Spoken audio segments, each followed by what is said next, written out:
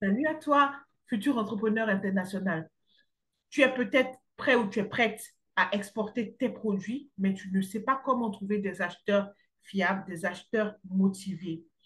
Ou tu en es peut-être à l'étape du projet, donc un projet bien affirmé, tu sais que tu vas le faire, mais tu commences déjà à t'inquiéter en avance parce que tu n'es pas sûr de trouver des acheteurs qui tiennent la route, qui vont assurer quand même que tu fasses un chiffre d'affaires de façon régulière. Pas de panique. Dans cette vidéo, je vais te montrer quelques techniques, quelques stratégies pour trouver des acheteurs pour tes produits que tu comptes exporter. Donc, que ce soit en Europe, en Afrique ou en Amérique. Donc, tu vas découvrir ici des méthodes simples et efficaces pour attirer des clients internationaux, même si tu débutes dans l'exportation, tu connais personne, personne ne te connaît. Donc, reste bien avec moi jusqu'à la fin de la vidéo et tu sauras exactement quoi faire. Bonjour à toi, j'espère que tu vas bien. Voilà. Moi, c'est Rita Aibo Kofi. Je suis experte en entrepreneuriat alimentaire et en gestion des ressources humaines. Abonne-toi à la chaîne, ça me fait plaisir, ça me donne du carburant et je suis sûre que ça me permet d'ajouter ma petite pierre à ton édifice parce que je sais que si tu es sur cette chaîne, c'est que soit tu es passionné de nourriture parce que tu aimes manger, soit parce que tu aimes les business autour de la nourriture et de toutes les façons, c'est très bien, ça m'arrange. Tu es certainement un passionné de ce genre de choses-là. Alors, on va parler d'export aujourd'hui et comment trouver du coup tes clients à l'extérieur. Voilà, sans forcément avoir un réseau au départ. Donc, comment est-ce que tu commences? Euh, Si tu as des moyens, la première chose, déjà même, la première chose à faire, c'est d'utiliser les plateformes en ligne. D'accord? Si tu as les moyens, je te dirais, dirige-toi vers Alibaba. Ils ont une version payante qui coûte entre 2 000 et 6 000 € l'année, mais ça te permet quand même d'être vu comme fournisseur vérifié et tout le reste. Tu sais, les fameuses stratégies qu'on adopte nous-mêmes en tant qu'acheteurs quand on va sur la plateforme Alibaba, c'est-à-dire vérifier si la personne est gold, combien de temps la personne est sur la plateforme et tout le reste. Donc, ça te donne un petit poids. Voilà. Ça te permet d'avoir un petit quelque chose qui te distingue, quelque chose pour dire que tu es vérifié, tu ne peux pas fuir avec leur argent et plein de choses encore. OK. À part Alibaba, c'est quelque chose de vraiment moins cher qui n'a rien à voir. Espace Agro. Il y a aussi des abonnements, mais ça n'a rien à voir. Voilà. Il y a des sortes euh, des sortes de points. Mais considère ça comme un abonnement, OK? Voilà. Considère ça comme un abonnement. Ça n'a vraiment rien à voir. Et tu peux aussi contacter beaucoup de gens. Alors, sur Espace Agro, ce que j'aime bien, tu trouves toutes sortes de personnes. Tu peux trouver des fournisseurs, tu peux trouver des acheteurs, tu peux trouver des personnes qui veulent être partenaires. Voilà, tu peux trouver toutes sortes de personnes. Par exemple, si tu as une plantation quelque part en Afrique, tu fais, par exemple, beaucoup d'ananas, mais tu ne sais pas comment exporter, tu n'as pas les moyens, c'est-à-dire à pas produire les ananas, tu n'as pas les moyens de faire que ce soit, de faire quoi que ce soit, chercher les acheteurs, faire les papiers, tout ça, voilà, il ne te reste rien. Mais tu peux trouver des partenaires, tu peux trouver des acheteurs, tu peux trouver des fournisseurs. Donc ça, c'est super sur Espace Agro. Mais sache que, comme toute chose, il s'agit de nourriture, je te demanderai de faire une sorte de présentation de ton entreprise et de ton produit. C'est très important parce que quand tu vas commencer le démarchage, ça va montrer que tu es pro. D'accord? Tu ne viens pas comme ça, vous parlez que dans ta bouche. Idéalement, tu peux prévoir un petit site, même un site vitrine, ça marche très bien. Je sais que en général, pour nos frères qui sont en Afrique, ils n'ont jamais de site, pratiquement presque jamais de site, leur site, c'est Facebook. Voilà. C'est-à-dire qu'à travers leur Facebook, quand même, tu découvres beaucoup, beaucoup de choses, leurs produits, les photos et tout ça. Mais seulement que pour Facebook, tu es obligé d'aller en profondeur. C'est-à-dire, tu regardes, ça te fait un engrenage, quoi. Tu viens là, par exemple, à 13 heures, tu vas tellement fouiller, aller au fond dans les photos. Tu peux sortir de là à 16 heures. Sauf que la prochaine fois que tu as besoin de revoir encore tout ça, bon, en fait, c'est fatigant. Donc, même un petit site vitrine, ça marche très bien parce que sachez que, bon, pour nous, les Africains, par exemple, de la diaspora, qui faisons affaire en prenant nos fournisseurs en Afrique, bon, je veux dire, ça c'est facile. Mais pour d'autres personnes, ils n'ont pas le temps de penser comme vous pensez et tout. Vous devez vous rendre visible, vous devez vous rendre facile à contacter. D'accord? Voilà. Donc, c'est ce que moi je dirais. Maintenant, pour ceux qui veulent vendre genre en masse, mais à des particuliers, moi, je dirais, vu que maintenant, on peut vendre sur Amazon depuis l'Afrique, je ne dis pas que Amazon, c'est la panacée, mais je trouve que chacun a le droit à sa chance. Voilà. Donc, vous pouvez tester. Si ça ne vous convient pas, tant pis. Il y a plein d'autres façons de vendre. Donc, j'ai mis sur la chaîne comme on vend sur Amazon. Ensuite, moi, je dirais AliExpress, si vous êtes, parce qu'on parle des domaines de la nourriture, mais ça veut dire que c'est plus large.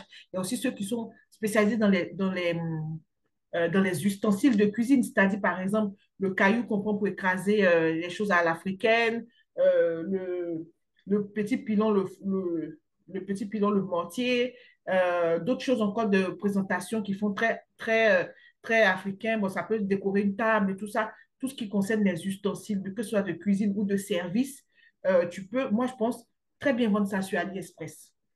Voilà. Tu peux très bien vendre ça sur AliExpress.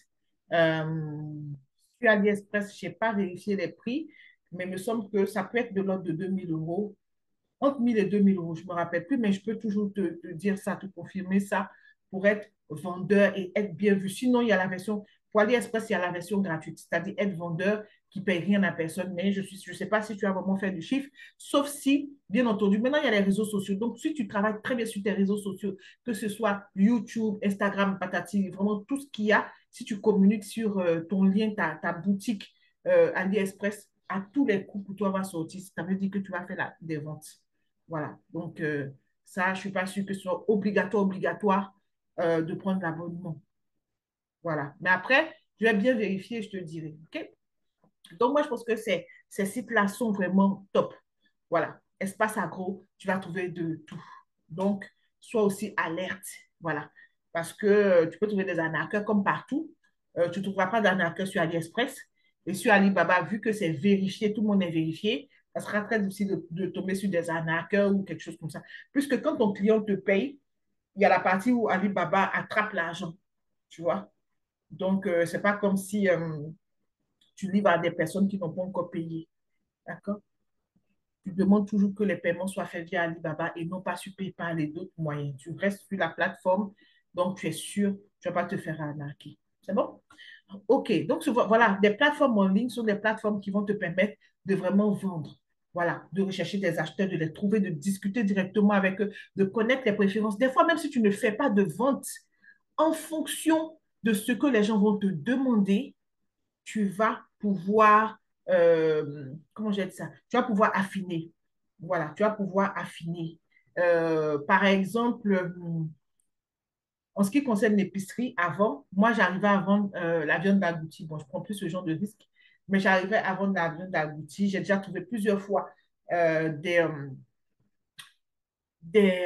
épiceries hein, qui m'ont commandé des choses via Espace Agro, par exemple. D'accord? Il faut vraiment travailler ses visuels. OK? Et puis, il faut avoir des documents pour présenter la structure. Il faut avoir des documents pour présenter chaque produit. Qu'est-ce qu'il y a dedans? Tu vois, tout ce que je prends pour vous bassiner, là, les normes, les ingrédients, les étiquettes. Il faut que les gens voient que c'est assez fluide à ce niveau, que tu es assez pro, alors que finalement, c'est une seule personne qui est derrière ou à la rigueur deux. Mais tu vas mettre le paquet comme si c'était toute une équipe qui était derrière. C'est comme ça. C'est ça le business. Voilà. Faut... c'est les premières, et quel que soit ce que tu vas vendre, que ce soit des chaussures ou peu importe, de la nourriture, c'est les premiers efforts qui sont plus difficiles. Après, ça va faire partie de ta façon de vivre et même ça va même donner beaucoup plus d'argent sans que tu fasses trop d'efforts comme les débuts. Les débuts, dans toute activité, les débuts sont un peu ingrats. Tu te donnes, tu te donnes, tu te donnes, tu as l'impression que ça va pas aussi vite que ce que tu aimerais, mais accroche-toi, OK? Puisqu'on est toujours obligé de manger et les gens, ils ont le choix, puisqu'ils ont les moyens de leur politique. Dis-toi que ton produit, sur le produit que tu comptes leur vendre, va forcément les intéresser, puisqu'on part sur le principe que tu as bien étudié ton produit, tu as fait ton étude de marché. D'accord? Donc, se mettre vraiment sur ce genre d'espace-là, ça te permet de connaître les besoins des clients, même s'ils n'achètent pas, les besoins des clients, comment tu peux t'améliorer, comment tu peux faire pour vraiment valider des ventes. Donc, tu te crées un profil attractif avec des photos de qualité, des descriptions détaillées de produits, un bon profil pour attirer l'attention des acheteurs. Mais voilà, il y a aussi, ces plateformes ne sont pas seulement des marchés, c'est aussi des outils de recherche. Ça permet d'identifier des importateurs, des distributeurs dans d'autres pays. même au-delà du pays que tu avais ciblé, ça te permet de voir. Et puis aussi, ce qui est bien, ça te permet de voir aussi ce que tes concurrents font, tu vois. Donc, dans toujours l'idée de benchmarking, tu peux toujours aussi te créer un profil, comment je vais dire, un profil utilisateur, hein, pour aller aussi faire semblant de poser des questions à tes concurrents. Par exemple, si toi, tu veux, parce que la plupart des bananes qu'on nous envoie ici, là, des bananes et tout, ça vient de l'Amérique du Sud. Donc, si toi, tu as décidé que tu peux envoyer des bananes, tu as une plantation de je ne sais pas combien d'hectares, euh, 50 hectares de bananes, ou quelqu'un de ta famille, ou peu importe, quelqu'un de, je dis quelqu'un de fiable, et que toi, tu veux être cette personne-là qui envoie des bananes de plantains, je veux dire, depuis l'Afrique en Europe, eh ben, tu peux vraiment bien t'amuser. Ça veut dire que tu vas chercher des personnes similaires qui proposent les mêmes produits, tu vas rentrer en contact, tu vas poser des questions pour pas que ce soit trop violent. Tu peux dire que tu débutes, tu es en Europe, tu veux ouvrir un magasin, tu aimerais savoir comment ça se passe et tout, comment ça se passe en termes de poids, c'est quoi la commande minimum, voilà. Est-ce que c'est par semaine, est-ce que c'est par mois? Bref, tu sauras à peu près comment les gars leurs exigences, et puis ça te permettra aussi de te faire tes petites exigences, ça te permettra de fixer tes choses, quoi. Voilà, il faut être un peu curieux. OK. La deuxième chose à faire, c'est de participer à des salons et foires internationales. Bon, franchement, moi, je suis quelqu'un, j'aime pas me déplacer, j'aime pas voyager, j'aime pas bouger. En termes de déplacement, c'est pas quelque chose que j'apprécie, mais je vois que c'est quelque chose à faire. Personnellement, quand je me déplace, c'est pour découvrir des concurrents. C'est tout. C'est pas pour aller chercher des clients, parce que j'ai d'autres façons de trouver des clients. OK. Donc, à travers ces salons-là, parce qu'en fait, le problème de ces salons, surtout si tu es débutant, il va te falloir trouver de l'argent. Par exemple, si tu veux être exposant, et pour être exposant, on va te demander des 5 000 euros, des 4 000 euros. Bon, ça dépend de la foire ou bien du salon. On va te demander de l'argent, alors que, bon, je suppose que tu te lances. Donc, peut-être que tu n'auras pas tellement d'argent pour être exposant, mais tu peux quand même avoir de l'argent pour ton ticket d'entrée. Tu rentres, tu vas avec une connaissance si tu veux. Comme ça, tu ne te fatigues pas, tu discutes et tout, vous échangez sur les différentes choses. Et puis, ça te permet de voir les grands, ceux qui t'ont dévancé, comment ils avancent, comment ils organisent leur stand, comment ça se passe et tout. Et puis, quel genre de questions les clients posent, par quoi les gens sont intéressés, quels sont les stands qui sont vides, quels sont les stands qui sont remplis. Tu vois plus ou moins la mentalité de la clientèle internationale. D'accord? Donc, ce sont des événements, des occasions en fait, des occasions en or pour voir un peu comment ce business ça se passe, même si c'est de loin ou de près, voilà. Euh, voilà, c'est ça. Mais t'attends pas, si tu n'as pas de stand, tu es juste une personne lambda comme ça, je pense pas que tu vas vraiment euh, matcher avec beaucoup d'acheteurs. Tu peux discuter avec des personnes hein, tout à fait sympathiques et tout. Vous pouvez vous échanger vos cartes de visite et tout ça.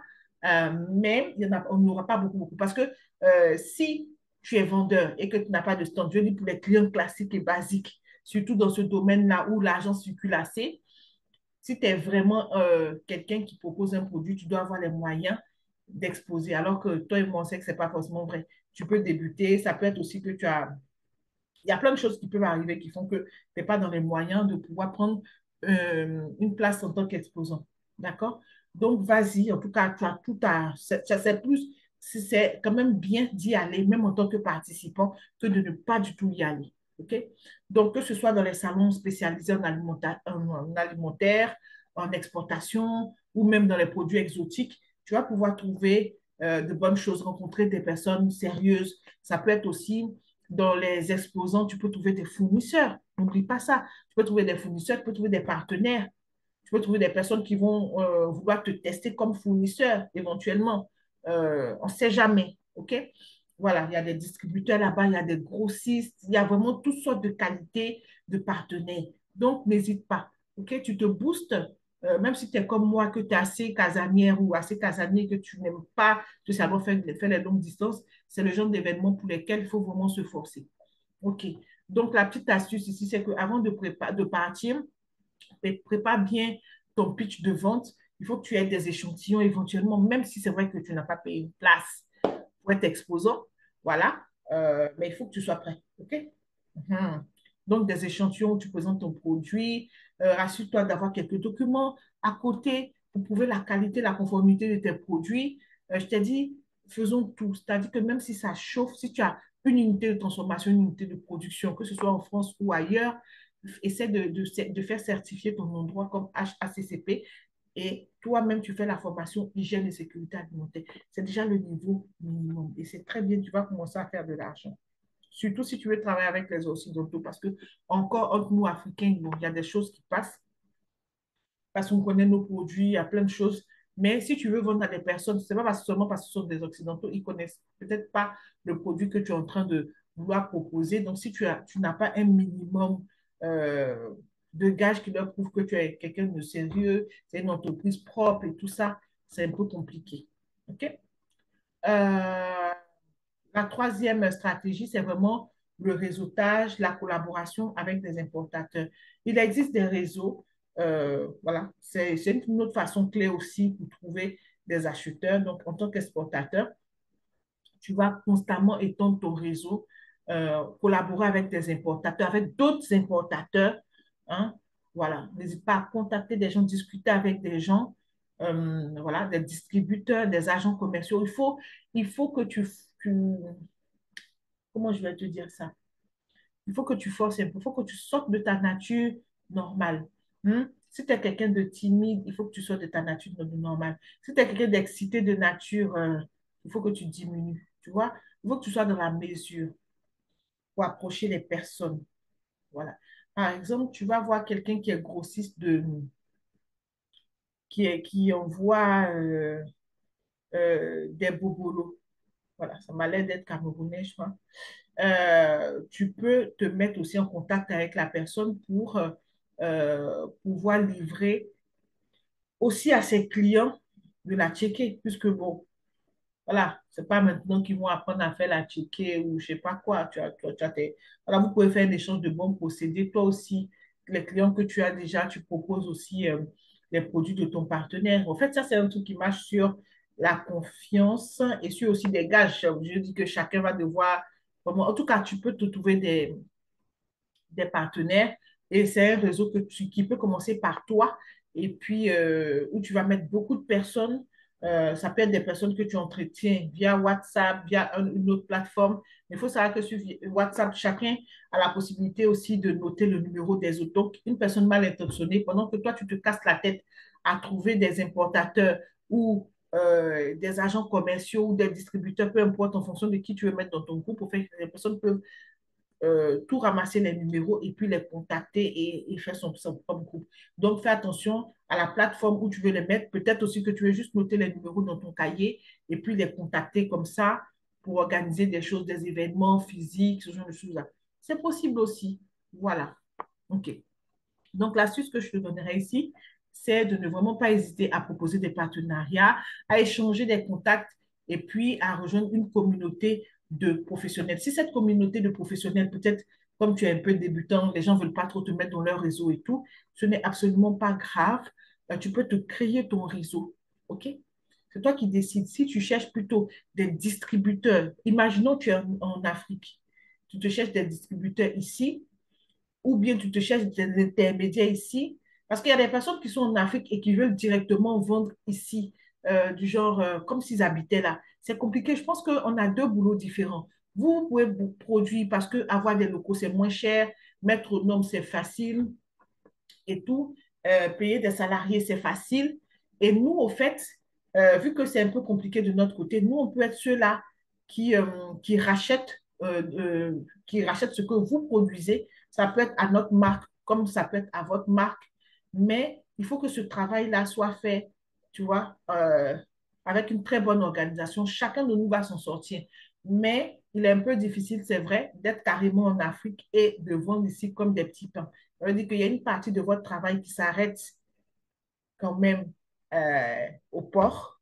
Et à partir de là, maintenant, c'est notre partie du boulot qui commence. Et si on s'organise bien, tu vois que c'est quelque chose qu'on peut faire facilement en réseau comme bonjour.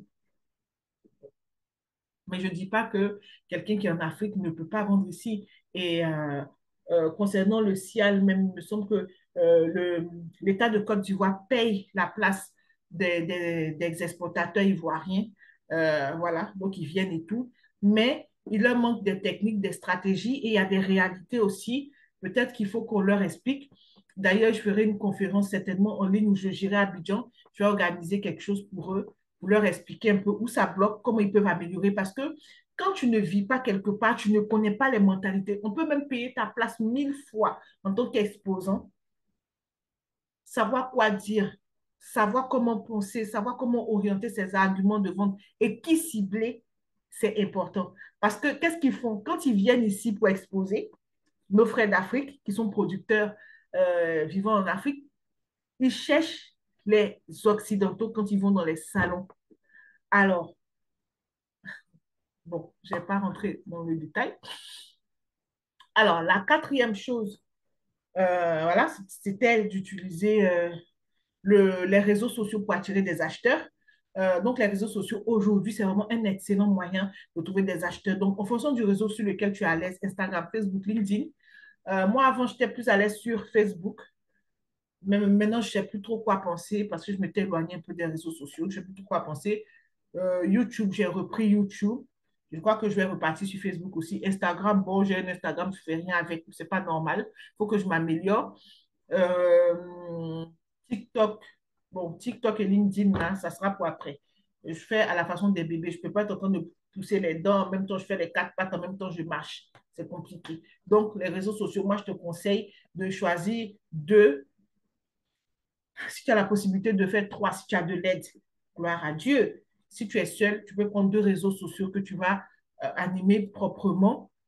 Voilà. Et puis, c'est bon. Voilà. Comme ça ne fait pas comme si tu as disparu de la planète. Tu fais 2 mois, après tu viens poster. C'est pas très intéressant. Donc, tu utilises les réseaux sociaux et des milliers de personnes vont te découvrir, voilà, vont acheter tes produits. Par contre, la même question se pose. C'est-à-dire que si tu es par exemple en Afrique et que tu veux vendre en Europe, il va être très difficile que des personnes lambda, c'est-à-dire ma belle-sœur, des gens qui ne sont pas dans le business de nourriture, que ces personnes-là soient en France et que les personnes-là te commandent, on va dire, trois boîtes d'épices. Tu vois? Voilà, ce qui veut dire que c'est des gens passionnés de nourriture comme moi, comme certains de mes abonnés et d'autres personnes qui découvrent ma chaîne, qui vont dire, bon voilà, ce business-là, je veux le faire, soit à temps plein, soit à temps partiel, qui vont acheter et qui vont revendre. En vérité, c'est comme ça que vous allez gagner de l'argent. Ce n'est pas tellement à travers les particuliers. Et les particuliers aussi n'ont pas forcément confiance parce que beaucoup de personnes se sont fait arnaquer pour des choses moins que ça. Donc, je donne l'argent pour les épices ou je ne sais pas quoi. J'ai payé par exemple, 10 000 francs pour le transport, puisque les kilos pour la Côte d'Ivoire, de la France à la Côte d'Ivoire, par exemple, ou de la Côte d'Ivoire à la France, peu importe, c'est minimum 10 euros, voire 15 euros le kilo. Donc, si tu prends 3 à 4 boîtes d'épices, je pense qu'on est dans un peu moins d'1 kilo. Donc, 10 000 francs déjà de base, donc 15 euros, plus le prix des épices en question, plus encore l'incertitude de tu ne sais pas si on va vraiment te livrer, que ce soit dans les temps ou ailleurs. Et quand ça arrive en France, il faut que par exemple, pour nous qui sommes en province, il faut que tu payes une somme supplémentaire pour que la personne accepte de te les envoyer par la poste. Là, je suis déjà épuisée. Je n'ai pas fini de parler. Donc, c'est pour que nos frères en Afrique qui sont producteurs aussi puissent, d'abord, à travers cette chaîne, j'espère que vous pourrez vous mettre à jour en ce qui concerne ce que nous, on attend de nous aussi, de nous qui vendons ici, c'est-à-dire ce qu'on nous demande en termes de normes d'hygiène et tout ça, et les mentalités aussi. OK? Donc, vous allez viser plutôt des personnes qui sont partout euh, en dehors de ton pays, par exemple, et qui ont envie d'en faire un business. C'est plutôt ces personnes-là que tu dois chercher que des personnes qui vont juste acheter pour leur cuisine parce que ça risque d'être des achats one-shot. Certes, la personne va payer une fois, mais après, la personne aura la flemme de faire ça tout le temps. Alors que quelqu'un qui le fait pour le business, qui va te commander, par exemple, tu vends des épices en poudre, qui va commander 100 de chaque, tu as 5 références, qui va te commander 100 de chaque, certainement, même si la personne débute, dans 2 mois, la personne va recommander encore, voire plus. Et dans 2 mois encore, la personne va recommander que de vendre à une madame qui est chez elle à la maison et tout, qui veut juste 3 boîtes et qui après on aura marre, ouais, j'ai dépensé 10 000 pour le transport. Une fois que c'est venu ici encore, j'ai payé 7 euros ou même 10 euros pour qu'on me l'envoie chez moi à domicile. Donc en vérité, tu as claqué un truc de 20 000 en transport. Voilà, même si les épices ne sont pas chères. Voilà. Ça concernait les réseaux sociaux. Donc, tu te crées une page professionnelle pour ta marque, tu publies tes vidéos, tes photos, et puis tu peux faire des publicités ciblées si tu veux, hein, mais je trouve qu'il faut vraiment savoir qui tu cherches avant de cibler. Sinon, tu risques de gaspiller ton argent. Et je t'ai dit quel genre de personnes tu dois chercher. Voilà. Euh, donc, faites de bons contenus et tout. Et comme je disais dans une autre vidéo encore, il y a une catégorie de personnes que vous n'avez pas pris en compte, vous les producteurs. Peut-être qu'il faut que je fasse une vidéo sur les producteurs africains, ceux qui produisent de la nourriture finalement, qui cherchent toujours des gens pour les représenter en Europe. Ils veulent toujours chercher, mais on ne va pas représenter vos produits. Et je vais vous expliquer pourquoi on ne représentera pas vos marques. Je vais vous expliquer ça dans une vidéo. Ce n'est pas par méchanceté, je vais vous expliquer ça. Euh, OK, donc, il y a un genre de personnes que vous n'avez pas pris en compte. C'est les personnes que Coach Amon Chic appelle les élevés à l'air libre. C'est-à-dire que nos enfants qu'on a eus ici, ceux qui choquent beaucoup là, voilà. Ils ont une autre mentalité, ils ont une autre façon de voir les choses. Autant nous, il y a des choses on va accepter. De toute façon, vous nous traitez tous les jours. Voilà. Vous nous brossez bien comme ça. Quand vous levez, vous pensez que vous êtes qui, c'est comme ça, c'est comme ça, c'est comme ça. Mais eux, ils ont une autre façon de penser, c'est-à-dire qu'ils ont une autre façon de penser, plus une autre façon de penser, on va dire une façon de penser assez hybride, métisse. Donc, les produits que vous leur vendez et tout, voilà, travaillez vos produits, comment on les utilise, c'est pas systématique, c'est pas parce que quelqu'un est noir, il sait absolument comment faire la sauce, par exemple, la sauce des Dida, la sauce chichra, tu vois. C'est pas parce que quelqu'un à une mère qui vient de Divo, par exemple, que la personne sait absolument faire. Donc, ça veut dire que si tu vends, par exemple, ta potasse ou peu importe ce que tu vends, il faut expliquer très, très bien comment ça s'utilise. Il faut faire des vidéos. Sinon, les personnes n'auront aucun intérêt à acheter tes choses, quoi. Voilà. Donc, à toi de faire le nécessaire. Mais je ferai une vidéo, voire plusieurs vidéos par rapport aux gens qui sont au pays et voir une conférence aussi. Peut-être que je le ferai directement en Côte d'Ivoire ou à distance. Peu importe, ça n'a pas d'importance. Que ce soit payant ou gratuit, ce n'est pas mon problème. Moi, je veux vraiment que les personnes reçoivent cette information-là pour améliorer des choses basiques, au fait, qui sont faciles à faire. Voilà. Maintenant, la dernière chose, c'est la conformité et les normes. Il est vraiment essentiel de respecter les normes, la régulation, tout ça. Regarde par rapport aux différents pays où tu veux vendre. Je sais que quand je mets des choses sur les normes sanitaires et tout, peut-être que ça vous pique ou ça vous énerve, ou peut-être vous n'aimez pas trop, tu vois, c'est pas trop chic, voilà, c'est un peu casse-pied même. Et puis, ça ne fait pas rêver, je le conçois. Mais il faut bien que quelqu'un vous dise, puisqu'il y a un moment où ça va peut-être bloquer. Donc, il vaut mieux commencer à y penser. Donc, la sécurité alimentaire, c'est important. Les régulations, les normes, l'étiquetage, ça fait tout sur ton produit. Voilà. Parce que si tu ne m'écoutes pas, tu vas commander tes emballages, tu vas commander tes choses. Après, tu vas vouloir, euh, par exemple, les Chinois vont te dire, il faut commander au moins 8 000 emballages. Tu vois, tu vas faire tes commandes. Après, tu te rends compte que oh, ton produit n'est pas mauvais. On en demande partout, aux États-Unis, on en demande en Angleterre, à Paris et tout ça. Mais ton emballage, déjà, tu avais décidé de faire la soude d'oreille. Donc, il y a beaucoup de choses à revoir sur ton emballage. Qu'est-ce que tu fais? Tu as gaspillé de l'argent pour rien. Donc, vaut mieux se conformer. Même si tu comptes vendre, tu es en Afrique, tu comptes vendre dans ton pays sans bouger, essaie de te conformer. Comme ça, en ce qui concerne l'emballage, l'étiquetage, tout ce qui doit être marqué dessus, tu es toujours prête ou tu es toujours prêt s'il y a des opportunités d'exporter. OK? Avant de trouver des acheteurs aussi, assure-toi que tes produits respectent toutes les exigences légales. De toute façon, on a vu que c'est à peu près les mêmes règles d'hygiène et tout ça. Voilà. Si ça peut respecter les règles, c'est vraiment parfait. Sinon, tu seras coincé. Tu vas lutter pour essayer de vendre dans les petites épiceries africaines et tout ça. Mais en fait, c'est que les épiciers ne savent pas. C'est que s'ils sont contrôlés, ils vont prendre des amendes. Ce n'est pas maintenant qu'ils vont t'appeler. Donc, toi qui as mal fait ton produit, déjà, tu peux être contacté, mais eux, ils vont avoir des amendes. Voilà. Eux, ils vont avoir des amendes, mais il y a beaucoup qui ne le savent pas, qui acceptent, par exemple, des jumblés des personnes autres.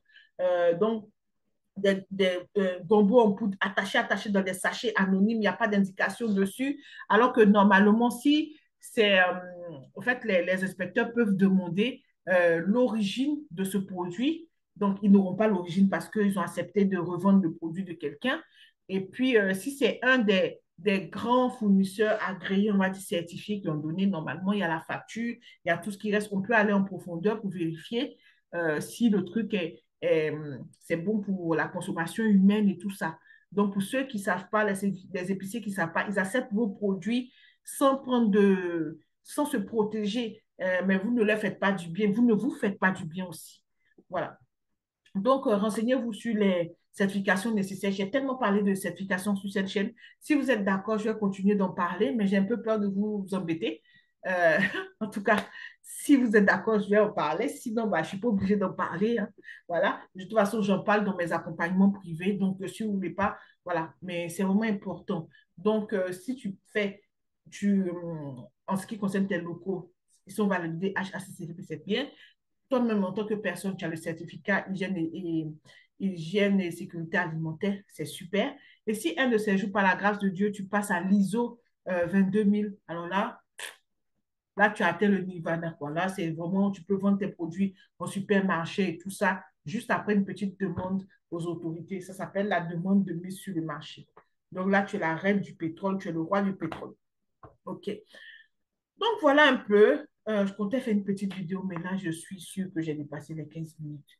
Donc voilà, tu as maintenant toutes les clés pour trouver les acheteurs pour tes produits exportés. Donc, utilise ces stratégies pour étendre ton réseau, rencontre des personnes, des clients potentiels, sois ouvert d'esprit, sois ouvert envers les gens, prépare la présentation de ton entreprise, la présentation de tes produits. Ça fait pro. Ça fait pro, ne diffère pas ça, quoi. Je dis, ne dis pas, je vais envoyer demain, tout ça, ça fait comme si tu n'es pas prêt. Ça, c'est tac, tac. Quand les gens te contactent, tac, tu envoies en même temps. Donc, tu as une adresse mail déjà prête pour ça et tout. Donc, voilà. Donc, tu peux rencontrer des clients potentiels. Tu peux vendre tes produits à l'international, même quel que soit l'endroit où tu es. Donc, surtout, sois persévérant. N'aie pas peur de prendre des risques. L'export, c'est vraiment le seul chemin long, mais avec de bonnes stratégies, ça donne de l'argent.